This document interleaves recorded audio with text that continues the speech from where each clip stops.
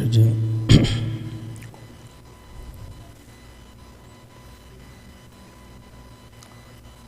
بسم اللہ الرحمن الرحیم الحمد للہ الواحد الأحد الفرد الصمد الذی لم یلد ولم یولد ولم یکن لہ کفوا احد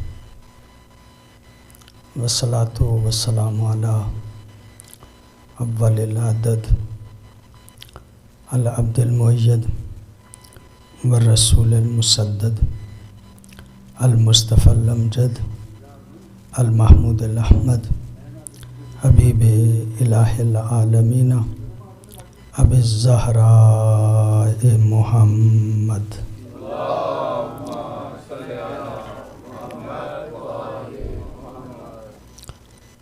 صلی اللہ علیہ وآلہ الطیبین الطاہرین المعصومین الذین لا یقاس بہم من خلق احد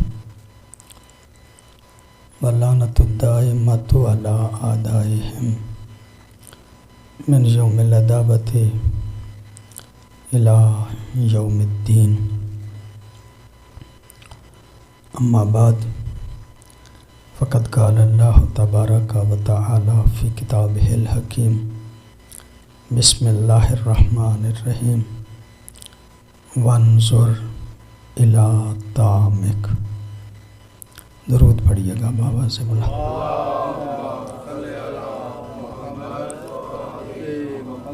دعا ہے اس پاک بارگاہ میں الہی بحق محمد و آل محمد تمام مومنین و مومنات کی دلی خواہشات مبنی بر شریعت الہی اپنی بارگاہ میں قبول و منظور فرما. ہم سب کے مرحومین کی مغفرت فرما. جناب علامہ عابد رضا نقوی صاحب کی توفیقات خیر میں اضافہ فرما. اپنے اپنے مرحومین بانیان مجلس کے مرحومین جناب علامہ عابد رضا نقوی صاحب کے مرحومین کی بلندی درجات کے لیے بآواز بلند صلوات پڑھیے گا.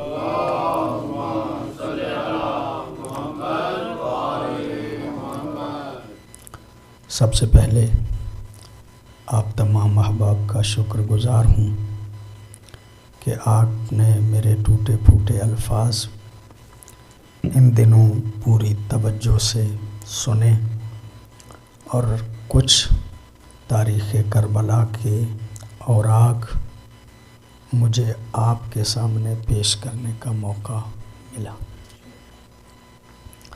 شکر گزار ہوں جناب علامہ عابد رضا نقوی صاحب کا کہ جو ہمارے بزرگ ہیں بہت زیادہ ان کی شفقتیں طالب علمی زمانے سے مجھ پہ میرے شامل حال رہی ہیں. میں انتہائی دل کی اتھاہ گہرائیوں سے ان کا شکر گزار ہوں اور یہ بات اس لیے بھی عرض کر رہا ہوں کہ آج اس سلسلے کی یہ میری آخری مجلس ہے. کل انشاءاللہ مجھے چلے جانا ہے. میں دعا گو ہوں آپ کے لیے، آپ میرے لیے دعا گو رہیں. خالق حقیقی ہمیں عزاداری سید الشہداء کو تسلسل کے ساتھ اسی طرح منانے کی توفیق عطا فرمائے. ایک مرتبہ بابا سے بلند صلوات پڑھیے.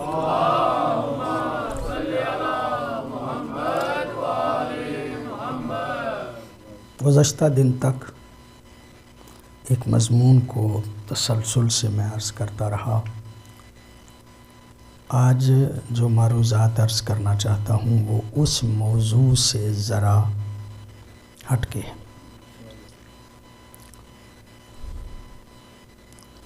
میں عرض کروں آپ کی خدمت میں کہ دنیا میں جتنے بھی جاندار ہیں یا جتنے بھی حیوانات ہیں ان کے بچوں کا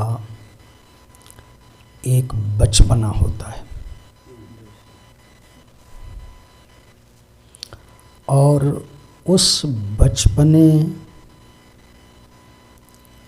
کا وقت مختلف ہے. مختلف حیوانوں کے بچوں کا بچپنا، دورانیہ اس کا مختلف ہوتا ہے. کسی حیوان کے بچے کا بچپنے کا دورانیہ 6 ماہ ہے، کسی کا سال ہے، کسی کا کم ہے، کسی کا زیادہ ہے.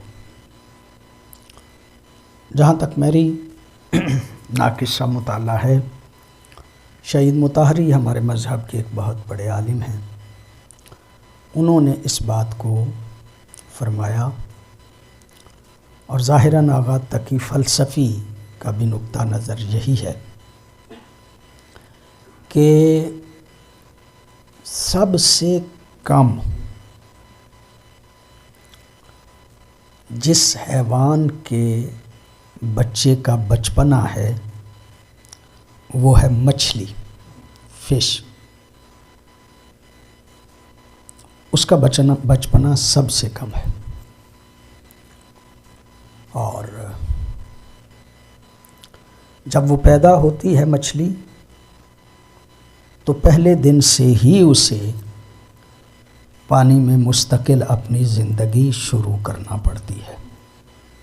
کچھ دیر اپنے ماں باپ کے ساتھ وہ چلتی ہے، لیکن اس کے بعد پھر اس کی زندگی استقلالی ہو جاتی ہے. کم سے کم جس کا بچپنا ہے وہ مچھلی ہے. اور عرض کروں آپ کی خدمت میں کہ سب سے زیادہ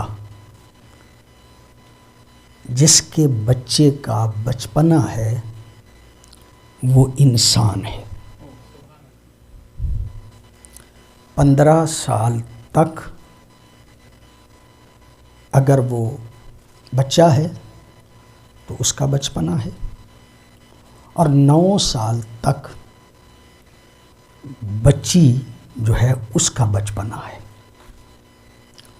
ظاہر ہے علامہ قبلہ یہاں تشریف فرما ہے، مولانا مہدی بھی یہاں پہ تشریف فرما ہے، علماء آتے جاتے رہتے ہیں. اس پہ تھوڑی سی دقت کی جائے نا تو اس کا مطلب، اچھا بچپنا جو ہوتا ہے نا، اگر میں اسے اصطلاحی طور پہ کہوں تو جب تک بچہ نابالغ ہوتا ہے اس وقت تک اس کا بچپنا ہے، اور جب تک وہ نابالغ ہے اس پہ شریعت کا کوئی قانون نافذ نہیں. سب سے کم مچھلی کا بچپنا، سب سے زیادہ انسان کا بچپنا.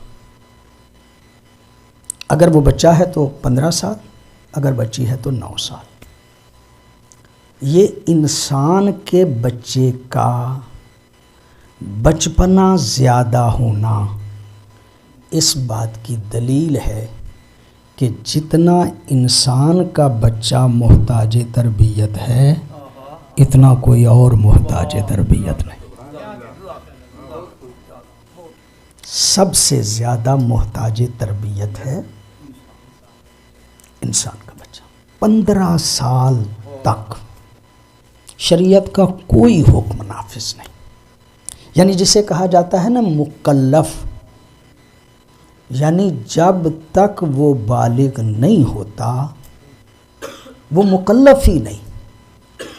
اصولی طور پہ عادت ڈالنے کے لیے، تمرین کروانے کے لیے اسے نماز روزے کی طرف متوجہ کیا جاتا ہے، اخلاقی اعتبار سے اسے متوجہ کیا جاتا ہے. لیکن اگر وہ نہ بھی کرے تو گناہ نہیں ہے، اس لیے کہ وہ مکلف نہیں ہے. جتنے احکام شریعت ہیں وہ اس وقت نافذ ہوتے ہیں جب وہ مکلف ہو. بہت توجہ ہے آپ کی. مطلب تو بہت لمبا ہے لیکن میں اس کو مختصر کر کے آپ کی خدمت میں عرض کرنا چاہ رہا ہوں. جتنا یہ محتاج تربیت ہے اتنا محتاج تربیت کسی اور کا بچہ نہیں. لیکن یہی جو بچپنا ہے اس میں اسے تیار کرنا چاہیے تاکہ جب وہ مکلف ہو جائے تو کوئی اور بات بتانے کی ضرورت نہ پڑے. بڑی نوازش آپ کی، بڑی مہربانی آپ کی. میرا سوچنے کا انداز آپ نے دیکھا ان دنوں میں بڑا ذرا تھوڑا سا عام روٹین سے ہٹ کے ہے. فطرت میں کچھ چیزیں ہیں. فطرت میں معصوم فرماتے ہیں جب بچہ پیدا ہو تو 1 سال تک جب وہ روئے تو اس کو جھڑکا نہ کرو. بچہ پیدا ہوا اور پیدا ہونے کے بعد 1 سال تک اس کو جھڑکا نہ جائے، اس کو ڈرایا نہ جائے. جب وہ روتا ہے، معصوم کا فرمان ہے، زندگی کے اس سال کے 3 حصے کریں. پہلے 4 مہینے، دوسرے 4 مہینے، تیسرے 4 مہینے. معصوم فرماتے ہیں پہلے 4 مہینے جب وہ روتا ہے تو روتا نہیں، اقرار توحید کر رہا ہوتا ہے. بڑی نوازش آپ کی، بڑی مہربانی آپ کی. اقرار توحید کر رہا اقرار توحید کر رہا ہوتا ہے. اور دوسرے 4 مہینے جب وہ روتا ہے تو روتا نہیں، اقرار رسالت کر رہا ہوتا ہے. بڑی نوازش آپ کی، بڑی مہربانی آپ کی. اور تیسرے 4 مہینے جب وہ روتا ہے تو وہ روتا نہیں، اپنے والدین کے لیے دعا کر رہا ہوتا ہے. اپنے والدین کے لیے دعا کر رہا ہوتا ہے. کیسے؟ اس لیے کہ پہلی تو بات یہ جملہ عام سا ہے جو میں نے آپ کی خدمت میں عرض کر رہا ہوں کہ جب پیدا ہوتا ہے تو اگر وہ روئے تو گھر والے خوش ہوتے ہیں.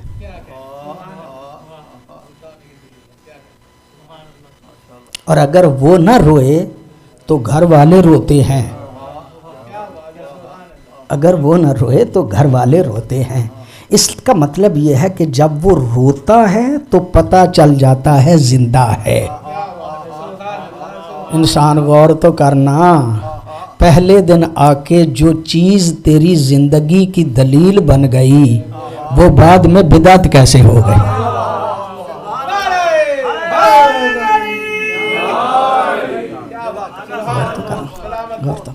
بڑی نوازش، بڑی مہربانی.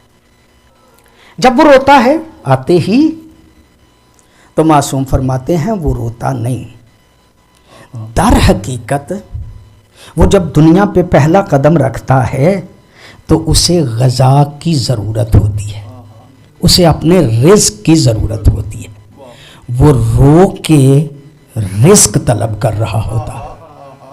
اور یہ آتے ہی رو کے رزق کا طلب کرنا اس بات کی دلیل ہے کہ وہ رازق کا اقرار کر رہا ہے کہ جب مجھے بھیج دیا گیا ہے تو میرے رزق کا بھی بندوبست ہے. تو گویا وہ رازق کا اقرار کر رہا ہوتا ہے.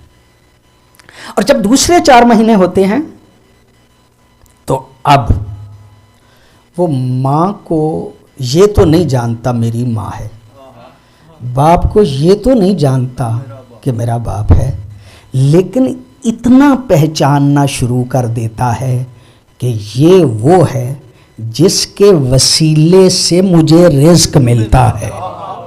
پتہ نہیں آپ توجہ فرما رہے ہیں یا نہیں. اتنا سمجھنا شروع کر دیتا ہے کہ اس کے وسیلے سے مجھے رزق ملتا ہے. روتا اس لیے ہے کہ مجھے رزق ملے. یہ وسیلے کا اقرار در حقیقت نبوت کا اقرار ہوتا ہے. اور جب آخری 4 مہینے ہوتے ہیں تو اب ماں کو بھی پہچانتا ہے کہ یہ میری ماں ہے، باپ کو بھی پہچانتا ہے کہ یہ میرا باپ ہے. روتا کیوں ہے؟ روتا ہے رزق کے لیے. در حقیقت یہ رو نہیں رہا ہوتا بلکہ دعا کر رہا ہوتا، اللہ انہیں محفوظ رکھنا، اگر یہ محفوظ رہے تو مجھے رزق ملے گا، اگر یہ محفوظ رہے تو مجھے رزق ملے گا۔ اب بچہ گہوارے میں ہے، ماں باپ باہر سے تھکا ہوا آیا، یہ گہوارے میں ہے، باپ اوپر کھڑا ہوا،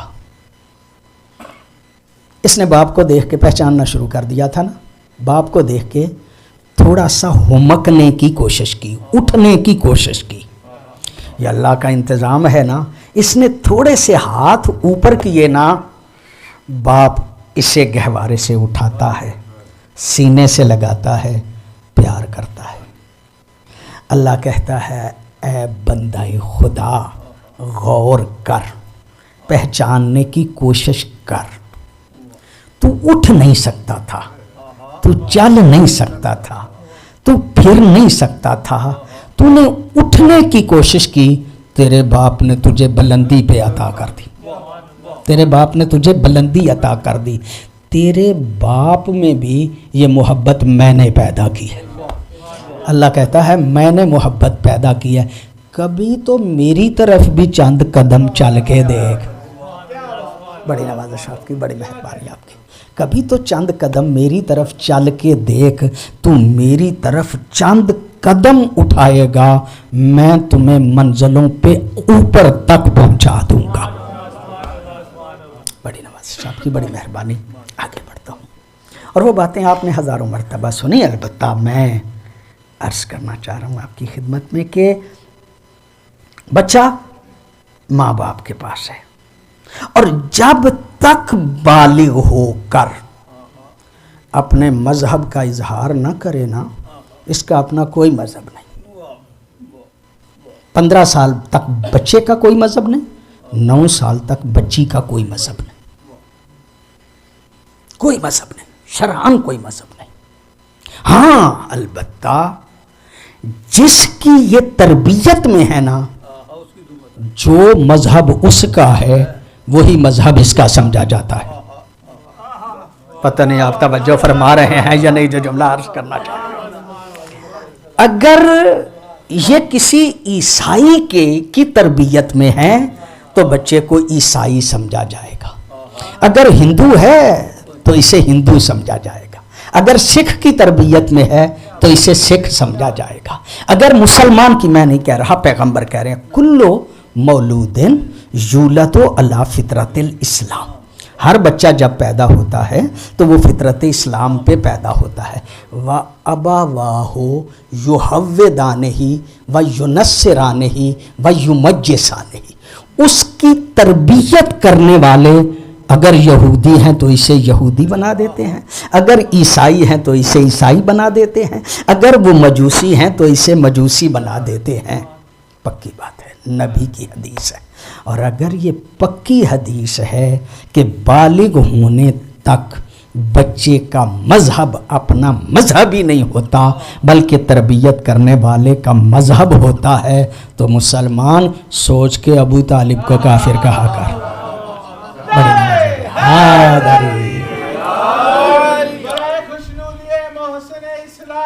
جناب ابو طالب بلند تر صلوات،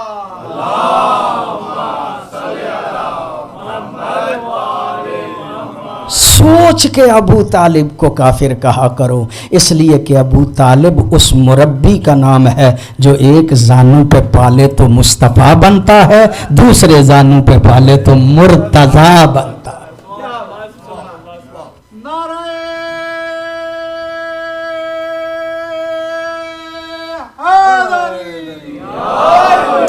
ہمارے قبلہ علامہ عابد رضا نقوی صاحب، ہم سارے مولوی، ہمارا کام کیا ہے؟ آپ لوگوں کو کچھ نہ کچھ بتاتے ہیں، بچوں کو تعلیم دیتے ہیں قرآن کی۔ قبلہ نے ایک بچے کو قرآن کی ایک سورت پڑھائی، جب ایک سورت پڑھا دی نا تو اب وہ سورت جب وہ بچہ پڑھے گا اسے ثواب علیحدہ ملے گا، قبلہ کو ثواب علیحدہ ملے گا۔ اچھا وہ شاگرد آگے وہ سورت کسی کو پڑھا دیتا ہے، وہ جب سورت پڑھے گا اس کو ثواب علیحدہ ملے گا، ان اوپر والے دونوں کو ثواب علیحدہ ملے گا۔ قیامت تک قبلہ صاحب نے جس ایک کو پڑھایا تھا اس کی شاگردی میں قیامت تک کے لوگ پڑھتے گئے، جب آخری بندہ بھی پڑھے گا نا اس کو ثواب علیحدہ ملے گا اور اوپر تک پڑھانے والوں کو ثواب علیحدہ ملے گا۔ پتہ نہیں آپ توجہ فرما رہے ہیں یا نہیں؟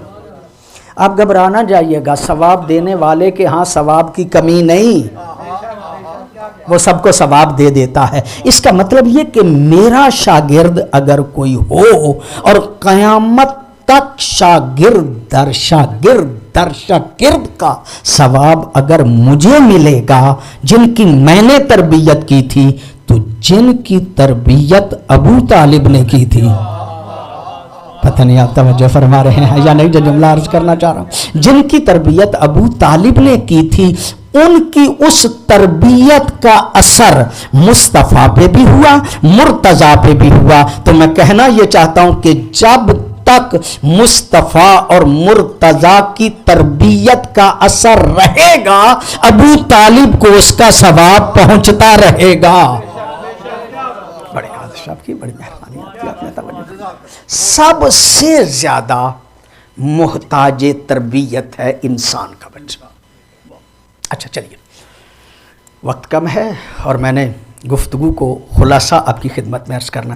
علماء فرماتے ہیں یہ انسان کا جسم جو ہے نا یہ ایک مضبوط کلا ہے، اور اس مضبوط کلے پہ دیوار کی جلد کی ایک دیوار ہے، جلد کی ایک دیوار ہے، اور اس دیوار کے نیچے دو چیزیں ہیں، ایک جسم ایک روح۔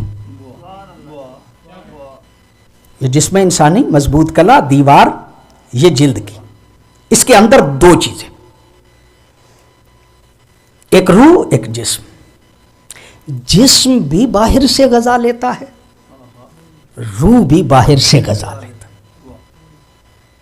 جسم باہر سے غذا لیتا ہے دو ذریعوں سے، ایک منہ اور ایک ناک۔ جو سونگھتا ہے اس کے اثرات بھی جسم پہ مرتب ہوتے ہیں، جو کھاتا ہے اس کے اثرات بھی جسم پہ مرتب ہوتے ہیں۔ دو ہی چیزوں کے ذریعے سے روح باہر سے غذا لیتا ہے، ایک آنکھ ایک کان۔ بڑی نوازش ہے آپ کی، بڑی مہربانی آپ کی۔ جو سنتا ہے اس کے بھی اثرات روح پہ مرتب ہوتے ہیں، جو دیکھتا ہے اس کے اثرات بھی روح پہ مرتب ہوتے ہیں۔ اور میرے اور آپ کے ذمے ہے اپنے بچوں کی تربیت کرنا۔ بڑی توجہ، ہم اپنے بچوں، باقی کو چھوڑیے، اپنے بچوں کی تربیت تو کرنا چاہتے ہیں۔ چلو بندہ بڑا بھی منافق ہو، بڑا بھی بد دیانت ہو، اولاد کے حق میں بد دیانت نہیں ہوتا، اولاد کا تو مخلص ہوتا ہے نا۔ مجھے یاد ہے، میں ایک دیہاتی آدمی گاؤں میں رہتا تھا، مجھے یاد ہے بچپن میں ہمارے ہاں نہ گیس ہوتی تھی نہ بجلی ہوتی تھی، لکڑیاں جلا کے کسی چیز کو پکایا جاتا تھا، گرم کیا جاتا تھا۔ ہماری مائیں اس دور میں رات کو دودھ رکھ دیتی تھی، کچھ کو تو وہ پنجابی میں ہم کہتے ہیں جاگ لگا، اور کچھ دودھ بچوں کے لیے رکھ لیا جاتا تھا کہ اگر رات کو بچے نے دودھ مانگا تو میں یہ دودھ اپنے بچے کو دے دوں گی۔ اور ہوتا کیا تھا کہ جب بچہ روتا تھا نا تو ماں اٹھتی تھی، کسی کاغذ کو لے کے، کسی بوری کے ٹکڑے کو لے کے، کسی اور چیز کو تھوڑا سا اسے گرم کر کے نا، نیم گرم کر کے اپنے بچے کو وہ دودھ دے دیا کرتی تھی۔ فرض کریں کوئی ماں اٹھی اور اس نے دیکھا کہ جو دودھ میں نے رکھا تھا نا رات کو، اس میں ایک کیڑا پڑ گیا ہے، اس میں ایک کیڑا یا کوئی مضر صحت چیز جو ہے وہ اس میں پڑ گئی ہے۔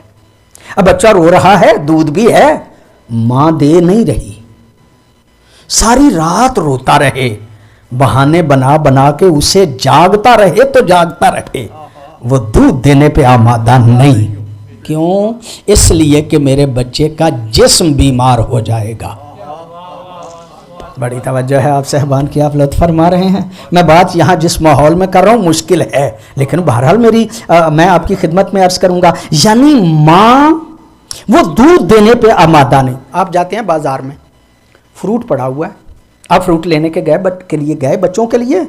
فروٹ دو قسموں کا تھا، ایک اچھا تھا، ایک ذرا گلا سڑا تھا۔ وہ گلا سڑا سستا تھا، دوسرا مہنگا تھا۔ آپ مہنگا لے کے آئے، وہ سستا نہیں لے کے آئے۔ کیوں؟ اس لیے کہ میرے بچے کا جسم بیمار نہ ہو جائے۔ بڑی نوازش ہے آپ کی، بڑی مہربانی ہے۔ اس کا مطلب یہ ہے کہ آپ وہ چیز نہ بچوں کو سونگھنے دیتے ہیں نہ کھانے دیتے ہیں جو جسم کے لیے نقصان دہ ہے۔ معصوم فرماتے ہیں تعجب ہے جسم کی غذا تو بغیر دیکھے نہیں دیتے، روح کی غذا کے بارے میں کبھی سوچا ہی نہیں۔ بڑی نوازش آپ کی، بڑی مہربانی آپ کی۔ روح کی غذا کے بارے میں ہمارا بچہ دیکھ کیا رہا ہے، ہمارا بچہ سن کیا رہا ہے، کبھی ہماری توجہ نہیں ہوئی۔ ہم کہتے ہیں کہ اپنے بچوں کی تربیت کریں گے، جسم کی تربیت کی طرف توجہ ہے۔ اچھا سکول ہونا چاہیے، ڈاکٹر بن جائے، انجینئر بن جائے، پڑھانا بڑا چاہتے ہیں، لیکن روحانی طور پہ وہ کیسا ہے کبھی نہیں سوچا۔ بچے باغی ہو گئے جناب، ماں باپ کی عزت ہی نہیں کرتے۔ آپ نے اس کے روح کا کتنا خیال رکھا؟ آپ نے اس کی روحانی تربیت کس قدر کی ہے؟ روحانی تربیت کے بارے میں اچھا یہ جملہ بڑا عام سا جملہ ہے، ہزاروں مرتبہ آپ نے سنا ہوگا، موسیقی روح کی غذا۔ یہ موسیقاروں سے سنے نا تو وہ اس کے فضائل میں پڑھتے ہیں کہ موسیقی روح کی غذا ہے۔ چلیے وہ تو بعد میں طے کریں گے کہ کیسی غذا ہے، لیکن اتنی بات تو سمجھ میں آ گئی نا کہ موسیقی اور روح کا تعلق گہرا ہے۔ پتہ نہیں آپ توجہ فرما رہے ہیں یا نہیں۔ اس کا مطلب یہ کہ موسیقی کا روح کے ساتھ تعلق ہے، جو اس روح پہ اثر ضرور کرتی ہے۔ کبھی آپ نے سوچا کہ میرا بچہ جو ہے وہ موسیقی کس طرح کی سن رہا؟ یہ موسیقی روح کو کی غذا تو ہے، لیکن یہ روح کو خراب کرنے کی غذا ہے، روح کو درست رکھنے کی غذا نہیں۔ میں ایک واقعہ عرض کر کے ابھی مجھے کچھ اور چیزیں آپ کی خدمت میں عرض کرنا، لیکن ایک واقعہ پہلے عرض کر لوں۔ مولا موسیٰ کاظم علیہ الصلوۃ والسلام کی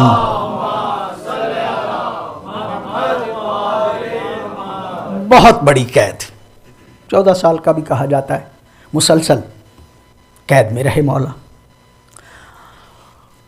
اور جب مولا قید میں ہوتے تھے تو اس وقت اس طرح کی جیلیں نہیں تھی جیسے آج ہے۔ بعض اوقات یوں ہوتا تھا کہ ایک بندے کے ذمے کوئی قیدی لگا دیا جاتا تھا، اسے تم گھر میں رکھ لو، ایک کمرے میں رکھ لینا۔ جب حاکم مانگتا تھا تو وہ بندہ اس قیدی کو دے دیتا تھا۔ اب جیسے وہاں سے آتے تھے احکامات، ان کے مطابق وہ اپنے گھر میں ہی یا کسی کمرے میں رکھ کے اس طرح کی اذیتیں دیتا تھا۔ یہ اس دور کی قید خانے کا طریقہ تھا۔ مختلف دربانوں کے پاس مولا موسیٰ کاظم رہے، اور جب کوئی دربان نیا بدلتا تھا نا، مولا کی عبادت دیکھ کے مولا کا حبدار بن جاتا تھا۔ ایک بندہ دربان مولا کی عبادت دیکھ کے مولا سے متاثر ہو کے آپ کا دربان کہا مولا آپ تکلیف میں ہیں یہاں پہ، اور میں آپ کی تکلیف برداشت نہیں کر سکتا، حاکم نے میرے ذمہ لگایا ہے، جب وہ مانگے گا تو میں دے دوں گا، آپ مہربانی فرمائیے میرے گھر تشریف لے چلیے، میں چاہتا ہوں اس قید خانے سے آپ کو اپنے گھر میں لے جاؤں اور وہاں سہولیات آپ کی خدمت میں پیش کروں، جب حاکم مانگے گا تو میں دے دوں گا، میں پیش کر دوں گا، اب اس کی تکلیف مجھ سے برداشت نہیں، آپ میرے گھر تشریف لے جائیے۔ مولا نے فرمایا کہ نہیں، مجھے اسی قید خانے میں رہنے دو۔ اس نے جب اصرار کیا تو مولا نے کہا میں تمہاری جنت کا ضامن ہوں. بڑی توجہ آپ صاحبان کی، بڑی مہربانی آپ کی. میں تمہاری جنت کا ضامن ہوں، تم مجھے اسی قید خانے میں رہنے دو. اس نے اور اصرار کیا. اچھا یہ بھی مسئلہ ہے، علماء سے آپ نے سنا ہوگا مومن کی دعوت کو قبول کرنا واجب ہوتا ہے. اگر کوئی مومن دعوت دینا تو اس دعوت کو قبول کرنا واجب. مستحب روزہ رکھا ہوا ہو، مستحب روزہ رکھا ہوا ہو، اگر مومن ایک کھجور کی دعوت دینا، معصوم فرماتے ہیں روزہ کھول لو، روزے کا ثواب بھی ملے گا، دعوت کا ثواب بھی ملے گا. اس کا مطلب یہ کہ مومن کی دعوت کو قبول کرنا. اب چونکہ اس نے اصرار کیا، مولا نے اس کی دعوت کو قبول کر لیا اور قبول کر کے اس کے گھر چلے گئے. جب مولا اس کے گھر میں چلے گئے نا تو 3 دن کے بعد مولا نے کہا مجھے اسی قید خانے میں واپس لے چلو. ہاتھ باندھ کے کھڑا ہو گیا مولا. کوئی خدمت میں کمی، کوئی مجھ سے گستاخی ہو گئی؟ کہا نہیں، میں تجھ پہ خوش ہوں، راضی ہوں. بلکہ الفاظ علماء فرماتے ہیں میں تیری جنت کا ضامن ہوں، لیکن مجھے قید خانے میں لے چلو. مولا کیوں وجہ؟ کہا وجہ یہ ہے کہ جب سے میں تمہارے گھر میں آیا ہوں نا، رات کو تیرے پڑوس میں ایک گانے والی رہتی ہے. وہ رات کو ریہرسل کرتی ہے. جب وہ ریہرسل کرتی ہے تو اس کی ریہرسل کی وجہ سے میرے روح کو تکلیف ہوتی ہے. پتہ نہیں آپ توجہ فرما رہے ہیں یا نہیں. اس قید خانے میں میرا جسم پریشان تھا، یہاں پہ میری روح پریشان ہے. میں چاہتا ہوں میری روح آزاد رہے، جسم پریشان بھی رہے تو کوئی بات نہیں. اس کا مطلب یہ ہے کہ امام تو ہمارے وہ ہوں جو موسیقی سے جن کو اذیت ہوتی ہو، تکلیف ہوتی ہو، ہمارے روح کو تکلیف ہوتی ہو. ہم نے کبھی سوچا ہے اپنے روح کے بارے میں؟ ہم نے کبھی سوچا ہے اس حوالے سے کہ ہمارے روح کو اذیت ہوتی ہے یا نہیں ہوتی؟ چلو میں ایک جملہ اور آپ کی خدمت میں عرض کر کے رفع ضامت کرتا ہوں. اللہ اکبر. ایک بندہ مولا سرکار امیر المومنین علی علیہ الصلوۃ والسلام صلوات پڑھ گیا.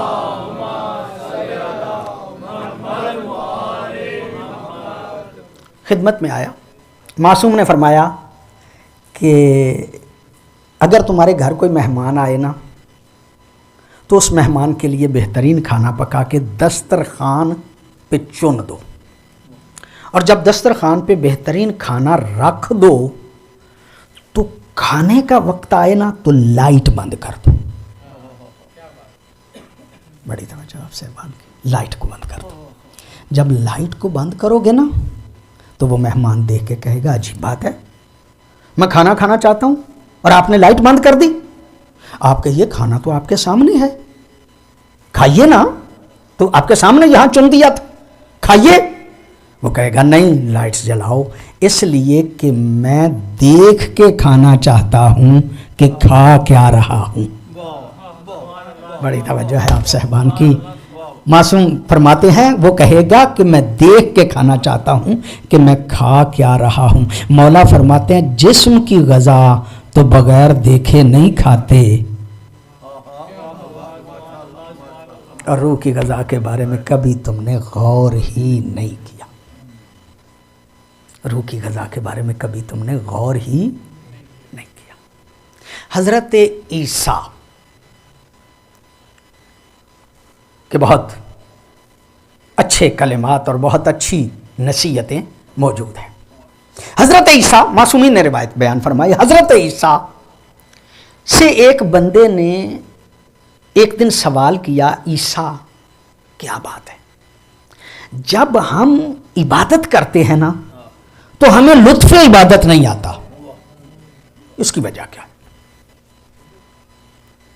نماز پڑھتے ہیں ہمیں مزہ ہی نہیں آتا، آپ لوگ تو نیک ہیں نا.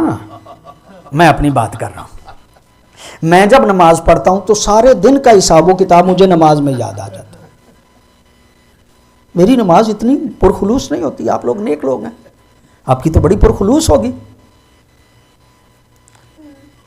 اس بندے نے پوچھا حضرت عیسیٰ سے کہ ہم عبادت کرتے ہیں لیکن لطف عبادت نہیں آتا. حضرت عیسیٰ نے جو جواب دیا بڑا قابل توجہ جواب ہے. حضرت عیسیٰ فرماتے ہیں بہترین کھانا پکاؤ, کھانا پکا کے دسترخوان پہ چن کے 2 بندے کھانے والے بلاؤ, ایک جو تندرست ہو, ایک جسے تازہ بخار ہوا ہو. بڑی نوازش آپ کی, بڑی مہربانی آپ کی. ایک جو تندرست ہو, ایک جسے تازہ بخار ہوا ہو. تندرست کھائے گا تو اس کو مزہ آئے گا, جس کا جسم بیمار ہے اسے وہی کھانا کڑوا محسوس ہوگا, بے مزہ محسوس ہوگا. حضرت عیسیٰ فرماتے ہیں جس کا جسم بیمار ہو اس کو کھانے کا مزہ نہیں آتا, جس کی روح بیمار ہو اس کو عبادت کا مزہ نہیں آتا.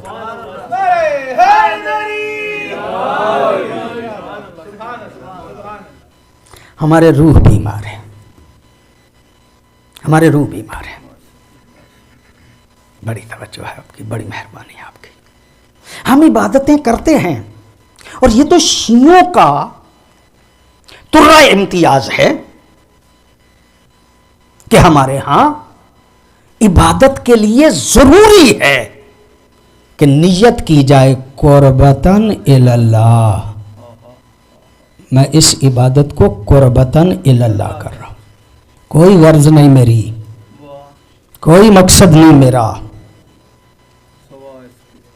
میں صرف اللہ کے لیے عبادت کر رہا ہوں. اللہ کے علاوہ کوئی غرض نہیں ہے. ذات توحید کی خوشنودی پیش نظر ہے, کوئی اور ہدف اور مقصد میرا اس عبادت سے نہیں ہے. میں عرض کروں, علماء بہتر جانتے ہیں, میں تو طالب علم ہوں. میں عرض کروں آپ کی خدمت میں, فقہ میں مسئلہ ہے. فقہ میں کچھ چیزوں میں قربتاً اللہ کی نیت شرط ہے. جب تک قربتاً اللہ کی نیت نہ کی جائے وہ عبادت ہوتی نہیں. کچھ کام ایسے ہیں کہ جن میں قربتاً اللہ کی شرط نہیں ہے. مثلا یہ کپڑا ہے, نجس ہو جاتا ہے, اس کو پاک کرنے کے طریقے ہیں. آب قلیل میں کس طرح پاک کرنا ہے, آب کثیر میں کیسے پاک کرنا ہے. آپ اس فقہ کے طریقے کے مطابق اسے پاک کر لیں, قربتاً اللہ کی شرط ضروری نہیں. نماز میں قربتاً اللہ کی شرط ہے, کپڑے کو پاک کرنے میں قربتاً اللہ کی شرط نہیں. معصوم فرماتے ہیں جن چیزوں میں قربتاً اللہ کی شرط نہیں ان میں بھی اگر قربتاً اللہ کی شرط کر لو تو طہارت کو عظمت مل جاتی ہے. بڑی نوازش آپ کی, بڑی مہربانی آپ کی, آپ نے توجہ فرما دی. طہارت کو عظمت مل جاتی ہے وہاں پہ بھی. اس کا مطلب یہ ہے کہ ہمیں تو سکھایا یہ گیا کہ ہم نے جو کام بھی کرنا ہے دکھلاوا نہیں کرنا, ہم نے اپنی چدراہٹ کے لیے نہیں کرنا, مجلس ٹور کے لیے نہیں کروانی. بڑی نوازش آپ کی, بڑی مہربانی. ماتم کسی کو دکھانے کے لیے نہیں کرنا, سید الشہداء کا ماتم کرنا ہے. بڑی توجہ. میں ایک ایک چیز نہ گنوں, یعنی ہماری ہر عبادت میں قربتاً اللہ ہونا چاہیے. ایک دن میں سوچ رہا تھا, چلو لمبی بات تو نہیں کرتا, ان الصلاۃ تنہی عن الفحشاء والمنکر, نماز فحشاء سے بھی روکتی ہے, منکر سے بھی روکتی ہے. قرآن کہتا ہے, قرآن کے لفظ ہیں کہ نماز برے کاموں سے بھی روکتی ہے اور جو اچھے مطلب فحشاء ہیں ان سے بھی روکتی ہے. بندے نمازیں بھی پڑھتے جاتے ہیں, بددیانتیاں بھی کرتے جاتے ہیں. بڑے بڑے میں نے پرہیزگار دیکھے ہیں, نماز پڑھتے ہیں, کاروبار پہ بیٹھ کے پوری طرح بددیانتی کرتے. پوچھو کیوں کرتے ہو, وہ کہتے ہیں وہ نماز ہے, یہ کاروبار ہے. تو اس کا مطلب یہ کہ اسے نماز نے ان منکرات سے روکا نہیں. اللہ اکبر. حضرت علی جب ظاہری خلافت آپ کے پاس تھی، بازار میں چلا کرتے تھے، تاجر بیٹھے ہوا کرتے تھے، مولا جاتے ہوئے کہتے تھے الفق سمت تجارہ، یہ کام کرنے سے پہلے اس کام کے مسئلے سیکھ لو. جو کام بھی تم کرنا چاہتے ہو نا، پہلے اس کے مسائل سیکھو. صرف کام نہیں کرنا، کام بھی کرنا ہے تو قربتاً اللہ کرنا ہے. کام بھی کرنا ہے تو اللہ کی خاطر کرنا ہے. کتنے پیسے کما لو گے، جتنے بھی کما لو گے، جب جاؤ گے تو سارے ساتھ نہیں لے کے جاؤ گے. بڑی نواز صاحب کی بڑی مہربانی آپ کی. وہ ساتھ تو نہیں جائیں گے نا. اس کا مطلب یہ ہے کہ ہم، یعنی نماز ہمیں برے کاموں سے روک کیوں نہیں رہی؟ اس لیے کہ ہم نماز ارکان کے اعتبار سے تو پڑھتے ہیں، لیکن روح نماز ہم میں نہیں ہوتی. لو ایک بات کر کے میں رفع ضمت کر رہا ہوں. معصوم فرماتے ہیں جب رکوع کرو نا تو تمہاری گردن تمہاری پشت کے برابر ہونی چاہیے، اور جب اس طرح ہو تو دل میں تصور یہ ہونا چاہیے اے اللہ میں نے گردن تیرے حضور میں پیش کر دی ہے، چاہے تو اب کاٹ لے چاہے تو بعد میں کاٹ لینا. ہم میں سے کتنے بندے ہیں جو رکوع اس نیت سے کر رہے ہیں کہ اگر اللہ ہماری گردن کو کاٹ لے حالت نماز میں تو کیا واقعاً ہم تیار ہیں؟ اور پھر معصوم کا ایک جملہ اور رفع ضمت ختم. رفع ضمت کر رہا ہوں. ایک رکوع ہے، سجدے دو ہیں. یہ دو سجدے کیوں ہیں؟ اس کی وجہ جو معصوم نے بیان فرمائی وہ یہ ہے کہ پہلا سجدہ کر کے جب بندہ اٹھتا ہے تو ذہن میں تصور ہونا چاہیے اے اللہ میں اسی خاک سے پیدا ہوا تھا. جو خاک پہ سجدہ کیا ہے نا، جب اٹھایا ہے تو ذہن میں ہونا چاہیے کہ میں اسی خاک سے پیدا ہوا تھا. اور جب دوسرا سجدہ کرے نا تو ذہن میں ہونا چاہیے کہ میں نے اسی خاک میں پلٹ کے چلے جانا ہے، میں نے اسی خاک میں پلٹ کے چلے جانا ہے. یعنی سجدہ کرتے ہوئے تصور کیا ہونا چاہیے؟ ہماری ابتدا بھی خاک ہے، ہماری انتہا بھی خاک ہے. اور جس کی ابتدا بھی خاک ہو اور جس کی انتہا بھی خاک ہو، اسے نماز سے اٹھ کے بھی تو یہ ذہن میں رہنا چاہیے نا. پھر وہ بعد میں اکڑ جائے اور اپنے آپ کو متکبر و مغرور بنا لے تو اس کا مطلب یہ کہ نماز نے اس پہ کوئی اثر نہیں کیا. اور یہ جو اثر نہیں کیا اس کی وجہ یہ ہے کہ ہمارے روح آزاد نہیں. اگر روح آزاد ہوں تو دنیا کی کوئی چیز بندے کے سامنے کوئی حیثیت نہیں رکھتی. بڑی توجہ آپ کی. میں نے بہت زحمت دی آپ کو، مسلسل کچھ دنوں میں میں ٹوٹے پھوٹے الفاظ عرض کرتا رہا. کربلا والے جتنے تھے نا ان کی نظر میں صرف اور صرف روح کی آزادی تھی.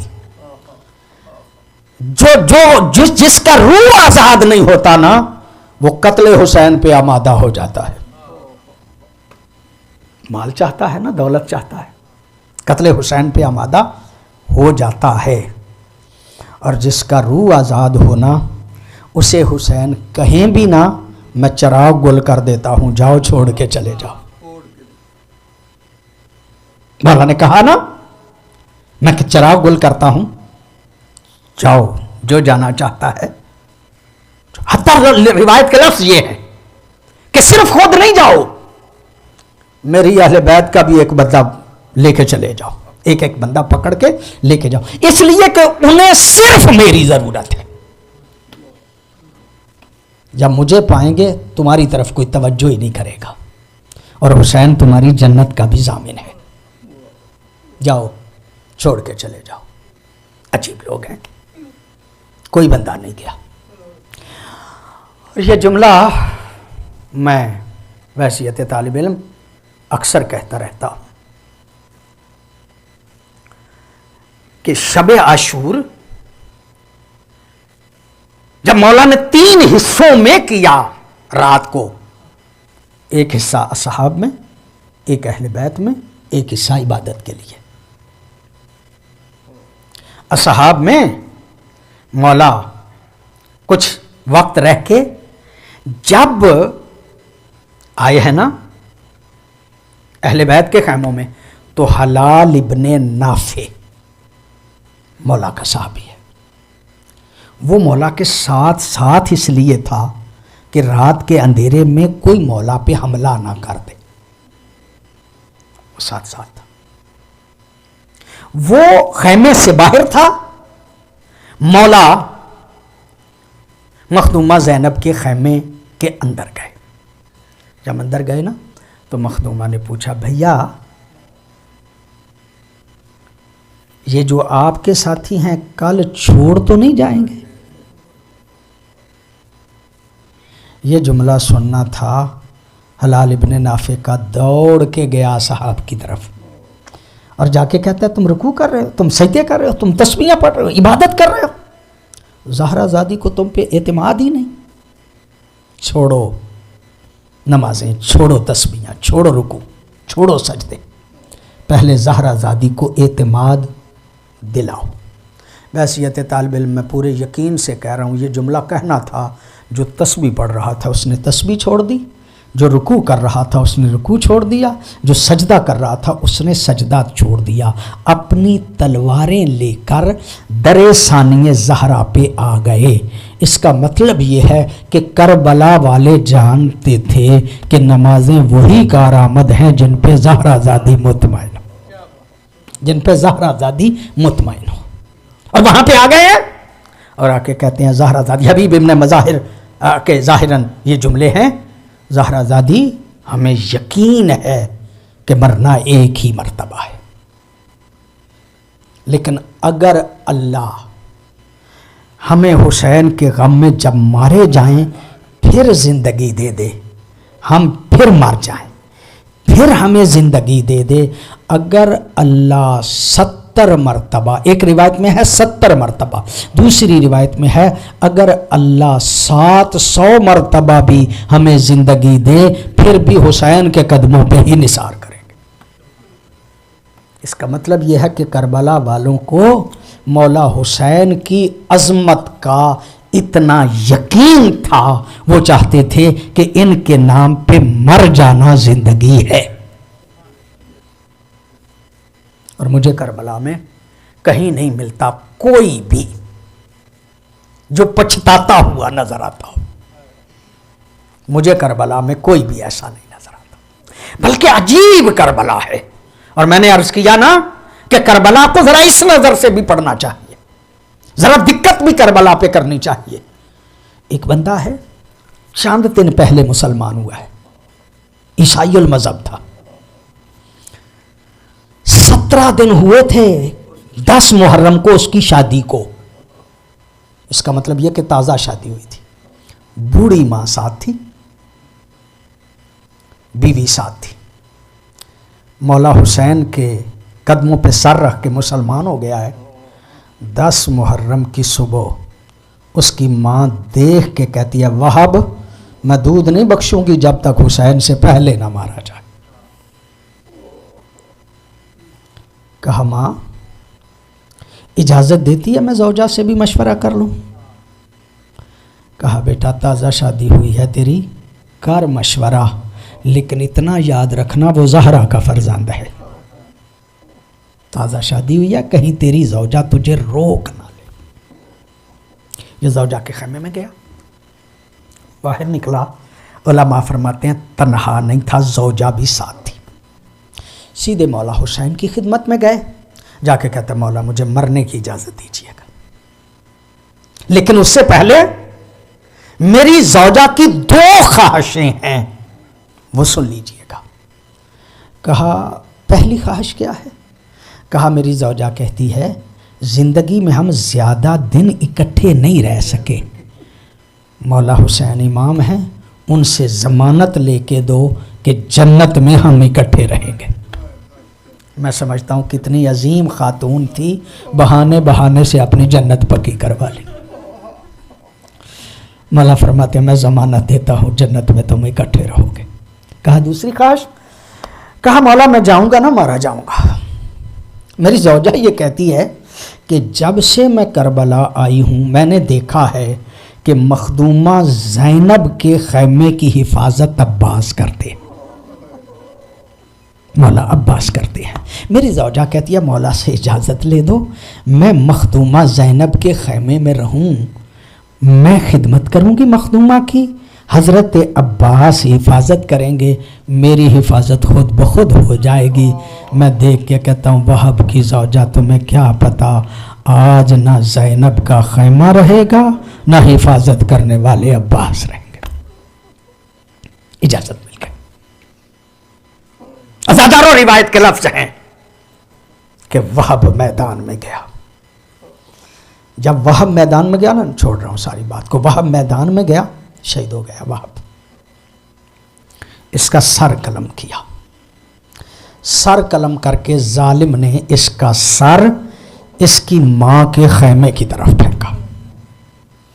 یہ واحد شہید ہے جس کا سر فوراً جو ہے وہ علیحدہ کیا گیا، اس کی ماں کے خیمے کی طرف۔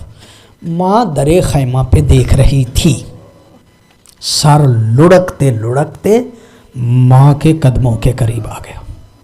عزادار و شفقت مادری نے جوش مارا، ایک مرتبہ بیٹے کا سر اٹھایا، مٹی صاف کی، بوسہ لینا چاہتی تھی، پتہ نہیں دل میں کیا خیال آیا، اپنے بیٹے کے بالوں میں